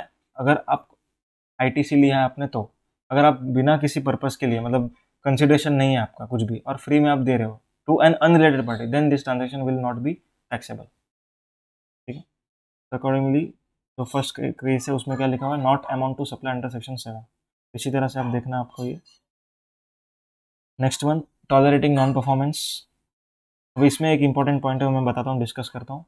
Tolerating non performance मतलब आपको कुछ नहीं करने का पैसा मिल रहा है। ठीक है, that is a supply of service. Tolerating non performance means कि आपने कॉन्ट्रैक्ट के तहत कुछ काम नहीं किया। ठीक है, कॉन्ट्रैक्ट के तहत कुछ काम नहीं किया, या तो आपको लेट फी या लिक्विडेटेड डैमेजेस लग रहा है। ठीक है, so this liquidated damages are taxable, but if these liquidated damages are collected by government, if these liquidated damages are collected by government, then these are not taxable। समझ में आ रहा है। टैक्सेबिलिटी ऑफ प्रिंटिंग कॉन्ट्रैक्ट्स, यहाँ पर भी वही है कि अगर ऑथर ने कंटेंट दिया है प्रिंटर वाले को, then it is called as supply of service. अगर दूसरा कुछ भी चीज़ आप प्रिंटर वाले से खरीदते हो, जैसे एनवलप हो गया, लेटर हेड हो गया, this all are supply of goods. Out and out sales, अगर गुड्स चाइना से खरीदा है इस केस में एंड यूएस में बेचा है without goods entering into India, then this are called as out and out sales which are mentioned in schedule 3। Charitable trust वाला एक्टिविटी है जो हमने केएनएम वाला देखा था, सीए केवल में था, आईडीटी फैकल्टी जो देखा था वही केस है इधर भी। Question 11 is for composite and mix supply का केस है। इसमें एक गुड्स ट्रांसपोर्टेशन एजेंसी होता है। ठीक है, वो जीटीए सर्विस तो दे रहा है पर उसके साथ साथ इंटरमीडिएट एंड एंसिलरी सर्विसेज दे रहा है। ठीक है, loading, unloading, packing, repacking, shipment, जो भी है। So if these services are naturally bundled, then it is a composite supply. If it is not naturally bundled, then it is a mixed supply.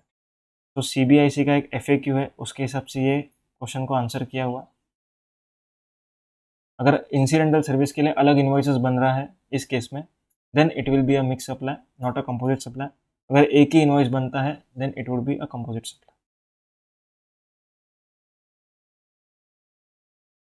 तो आपको हर case में एक formula लगाना पड़ेगा, जो अपना नेचुरली बंडल है, प्राइस सेपरेटली देखना है आपको, प्रिडोमिनेंट का नेचर देखना है, उसके हिसाब से आपको डिटरमाइन करना है। You can not determine directly.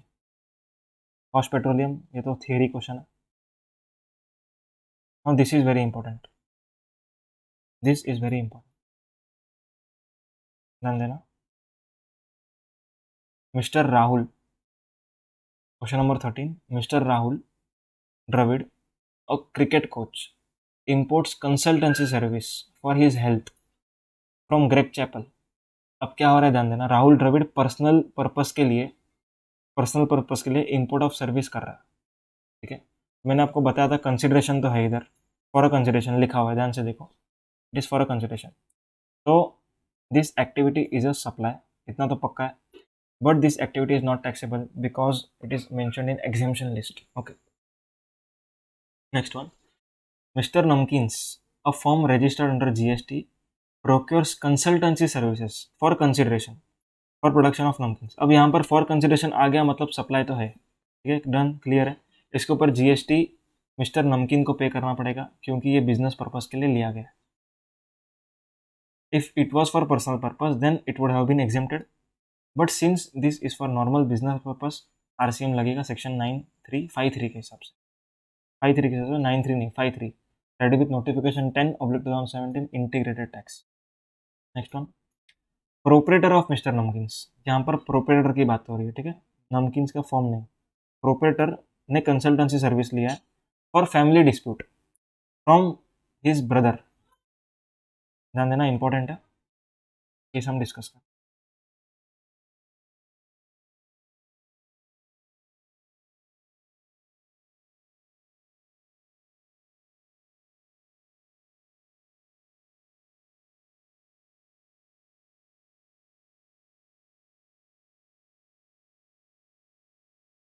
Okay,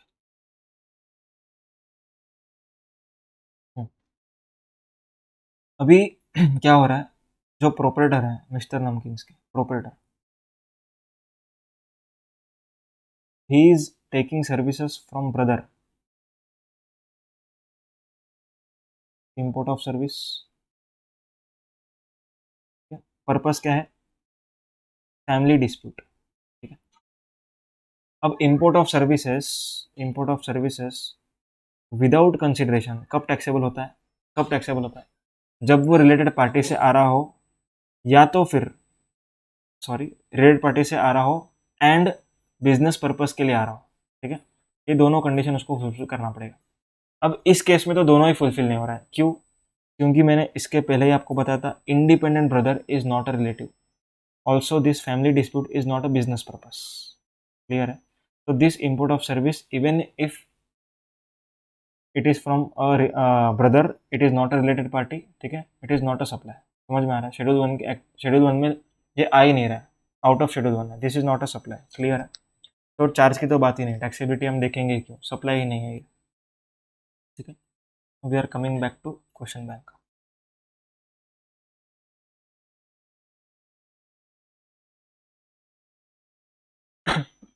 पेरिगो India private limited, a company registered under GST, procures management consultancy services from its parent entity El Perigo, and parent entity does not charge anything, ठीक है। अब हो क्या रहा है, ध्यान देना। पेरिगो जो इंडिया में है, उसने अपने पेरेंट एंटिटी से कुछ सर्विसेज लिया है फ्री में, बिजनेस पर्पस के लिए, management consultancy. So it is a import of service from a related party, ठीक है। उसका parent entity is a related party, क्योंकि इसमें कंट्रोलिंग जो पावर है वो एक ही है, parent entity is controlling Indian entity, so it is a related party. Business purpose है क्या, चेक करो, management consultancy is a business purpose, so related party भी है, बिजनेस पर्पस भी है, एंड कंसिडरेशन नहीं है, इसीलिए this activity will be a import of service, ठीक है। इसके ऊपर टैक्स लगेगा। Perrigo India private limited is going to pay tax under reverse charge mechanism, ठीक है, and valuation will be done as per rule 28। Related party का जो valuation है उसके हिसाब से, ओपन मार्केट वैल्यू और लाइक काइंड क्वालिटी जो भी है वो हम उधर डिस्कस करेंगे, इधर कुछ भी नहीं। ठीक है, next one. Perrigo India private limited, a company registered under GST, procures management consultancy service from Sun Pharma, from a Sun Pharma limited, from a Sun Pharma limited. Sun Pharma does not charge anything from recipient as interest was already payable by Sun Pharma. अब इस case में हो क्या रहा है, ध्यान देना, जो सन फार्मा है वो अनरिलेटेड पार्टी है। ठीक है, Sun Pharma is unrelated party. From Sun, अभी ना इसमें आप ये अज्यूम करो कि Sun Pharma limited is located in out of India. ठीक है, इंडिया में होता तो ये बात ही नहीं होता, यहाँ पर हम इम्पोर्ट ऑफ सर्विस डिस्कस कर रहे हैं। तो Sun Pharma limited located in USA example, does not charge anything from recipient. मतलब Sun Pharma is supplying services to Perrigo and not charging anything. Clear है? वो चार्ज क्यों नहीं कर रहा है? क्योंकि Sun Pharma is liable to pay interest to Perrigo, loan लिया हुआ है, सो वो इंटरेस्ट के सामने वो सप्लाई कर रहा है। It means it is a indirect consideration. ठीक है, Sun Pharma is receiving indirect consideration, तो यहाँ पर कंसिडरेशन है, इसके ऊपर जीएसटी पे करना पड़ेगा। क्लियर है? Next one, Shah polymers, N unregistered person whose turnover is rupees 5 lakh procures consultancy services without consideration from its related party outside India for production of polymers. Important point, related party है क्या, सबसे पहला check करो। Related party है, yes, outside India से related party. Business purpose है, yes है। ठीक है, क्लियर है? अब इसमें ये अनरजिस्टर्ड यहाँ पर जो वर्ड लिखा है ना, वो आपको एक अमेंडमेंट की तरफ लेके जाने के लिए लिखा। ठीक है, जो सीजीएसटी अमेंडमेंट एक्ट 2018 से आया था, तो उसमें अमेंडमेंट ऐसा आया था, वहाँ पर पहले टैक्सेबल पर्सन हुआ करता था। ठीक है, क्या होता है टैक्सेबल पर्सन, अगर टैक्सेबल पर्सन इंपोर्ट करता है तो ही एग्जेम्पशन था, ध्यान देना, तो ही टैक्सेबिलिटी था। अगर टैक्सेबल पर्सन ने इंपोर्ट ऑफ सर्विस किया without consideration, without consideration, taxable person without consideration, तो इन दिस केस वो जो हम सीखते थे रिलेटेड पार्टी होना चाहिए, बिजनेस पर्पज होना चाहिए, वो सब तभी लगता था। लेकिन विद दिस अमेंडमेंट ये टैक्सेबल को कट कर दिया। टैक्सेबल का मीनिंग क्या था? जो पर्सन का टर्नओवर 20 lakhs क्रॉस हुआ है, that is he is liable to register himself. ठीक है, 40 lakhs भी हो सकता है अगर एक्सक्लूसिव सप्लायर ऑफ गुड्स है तो टैक्सेबल को यहाँ पर कट कर दिया।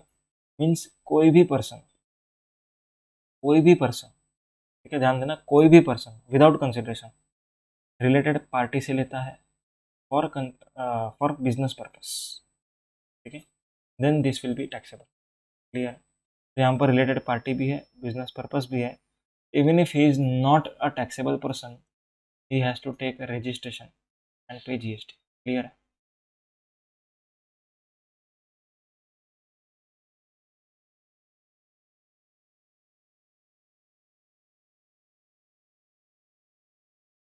पूरा डिस्कशन हुआ, यहाँ पर देखो टैक्सेबल कट कर दिया। Printing contract, again a repetitive question. Question number 15, ITC claim नहीं किया वो लोगों ने और सेल किया, ठीक है, विदाउट कंसिडरेशन, तो ये सप्लाई नहीं माना जाएगा। इट इज़ वेरी सिंपल, आप लोग इसको देख सकते हैं। We are going to discuss only important question. Question number 16 is for a non performance, मतलब जो टॉलरेंस करते हैं अपन उसका है ये। अभी इसमें क्या होता है, एक एक्टर के साथ कॉन्ट्रैक्ट किया जाता है, ठीक है, एक्टर के साथ कॉन्ट्रैक्ट हुआ 5 साल का। अब उसने कॉन्ट्रैक्ट तोड़ दिया तो उसका पेनल्टी लग रहा है उसको। मतलब जो एक्टर है ही और she he is going to pay to Ajastro industries, जो यहाँ पर नाम है। तो in this case it is treated as Ajastro industries has supplied services to actor, ठीक है, और उसके लिए उसको पैसा मिल रहा है, since accordingly it is taxable. Next one, future contracts not liable to GST, ठीक है। इंसेंटिव टू एम्प्लॉयज, इस क्वेश्चन में, क्वेश्चन नंबर 18 में एक कंपनी ने इंसेंटिव दिया है एम्प्लॉयज को, which is in terms of employment contract, so it is exempt from GST as per schedule 3।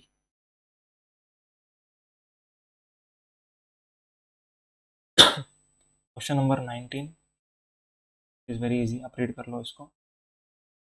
Security lending scheme, ये हम चार्ज ऑफ जीएसटी में देखेंगे। Merchant trading we have already covered. High sea sales, अब high sea sales का question है, ध्यान दो यहाँ पर। Mohandas international entered into a transaction for import of goods from vendor located in Italy. Italy से वो कुछ परचेस करने वाले, due to financial issues Mohandas वो चीज़ को नहीं कर पाया clear. On payment of duty Mohandas sold the goods to Radha Krishna export house by endorsement of title of goods when goods were in high seas. High seas मतलब कि 200 नॉटिकल माइल के पार था, ठीक है। Agreement between provided that Mohandas shall purchase like the goods in future from Radha Krishna, ठीक है। तो भी ये अपना हाईसीस का केस है। फिर हाईसी के केस में मैंने आप लोग को बताया था कि जो क्लियरेंस करवाता है जो राधा कृष्णा है, कि राधा कृष्णा एक्सपोर्ट हाउस, तो Radha Krishna export house will pay GST as a custom duty under section 37 of customs tariff act, clear है। तो जो मोहनदास ने ट्रांसफर किया title to Radha Krishna, that is not taxable because that transaction is in nature of high sea sales, clear. Transfer of tenancy rights, यहाँ पे tenancy premium है, ठीक है। जो टेनेंसी प्रीमियम लैंडलॉर्ड को मिल रहा है is not taxable because in this case residential purpose के लिए उसको प्रीमियम दिया जा रहा है, क्लियर। इस केस में question number 23। Question 24 donation to trust, ये हमने ऑलरेडी डिस्कस किया हुआ है। तो CA Keval Mota IDT faculty वाला क्वेश्चन था example, that is same applicable over here. Here we complete with entire question and chapter discussion. अब मैं आपको क्विक फायर रिवीजन करवा देता हूँ। तो जिन लोग को ऑलरेडी आता है ये वाला chapter, will only see quick fire revision,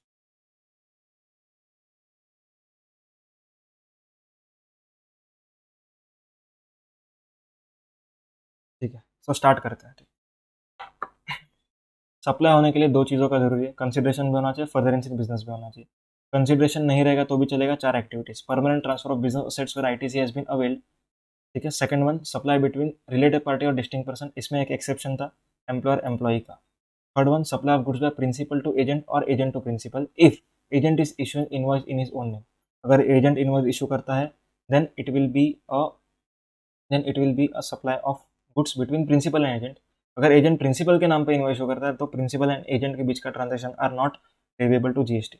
next one is import of services by a person, not taxable person, by a person.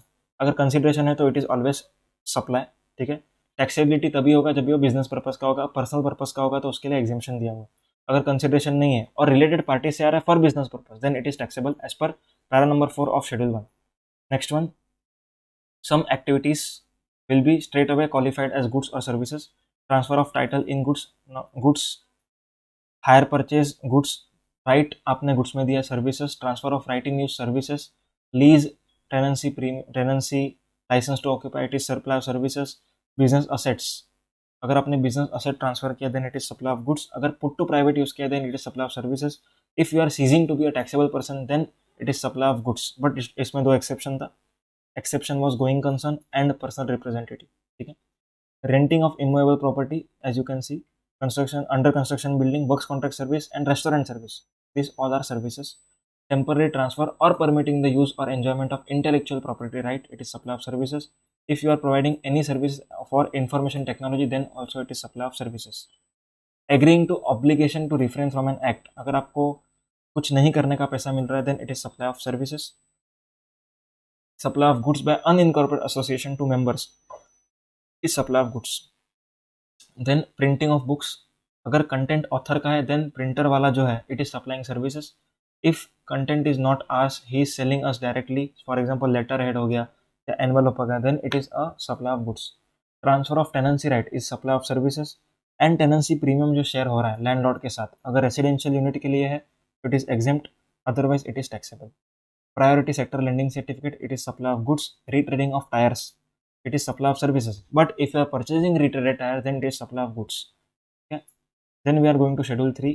कुछ एक्टिविटीज ऐसी है जो सप्लाई ऑफ गुड्स भी नहीं है, सर्विस भी नहीं है। Services by an employer to employ to employer, court और ट्रिब्यूनल, एनपीएमएलए का services, funeral burial, crematorium, mortuary, including transportation of deceased. Next one is land का सेल करना, या तो फिर completed building. Complete building means CC आने के बाद अगर आपको पैसा मिल रहा है then it is a completed building, is supply, it is not a supply, ठीक है, इसमें जीएसटी नहीं आएगा। Actionable claims other than lottery betting gambling. Lottery betting gambling are taxable. Other than that are not taxable.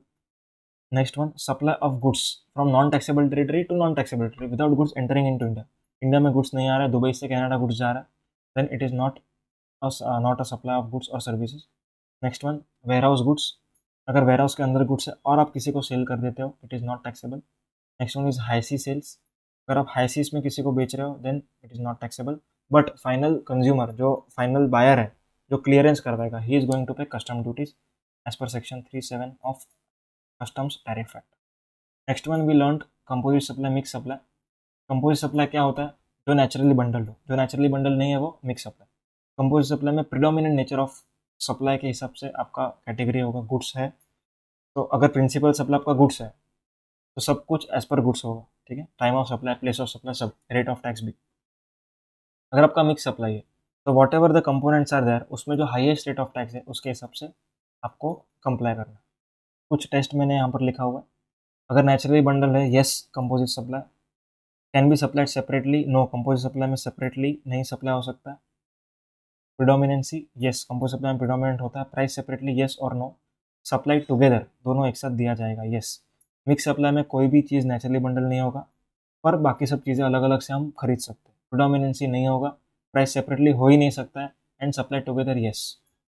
Then next, कुछ clarifications. अगर artist ने अपना art work gallery में बेचा तो it is not a supply unless buyer selects it. Interstate movement of mode of conveyance. अगर कोई truck मेरे ही डिस्टिंग पर्सन में जा रहा है, then it is not a supply of that truck. But अगर मैं रिपेयर करवाने के लिए भेज रहा हूँ तो रिपेयर चार्जेस आर सप्लाई, ठीक है. अगर फर्दर सप्लाई के लिए भेज रहा हूँ तो दैट ट्रक का वैल्यू विल बी सप्लाई, ठीक है. देन जो जीएसटी फीस और पेनल्टी या pre deposit charge by consumer redressal है, कमीशन, उसके ऊपर कोई जीएसटी नहीं लगेगा. Then cash calls by joint venture to purchase assets. अगर 3 को वेंचर है, तीनों जन पैसा निकालते हैं, ठीक है, एंड असेट लेता है, तो it is not taxable.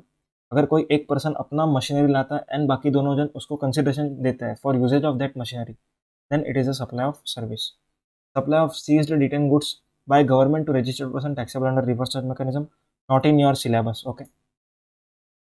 Next one, mounting of bus bodies on chassis. और main supply is bus body, ठीक है. माउंटिंग तो मैं एंसिलरी कर रहा हूँ, तो my bus body is a goods, then it is supply of goods. Then production sharing contract मैंने सिखाया था आप लोग को, ठीक है.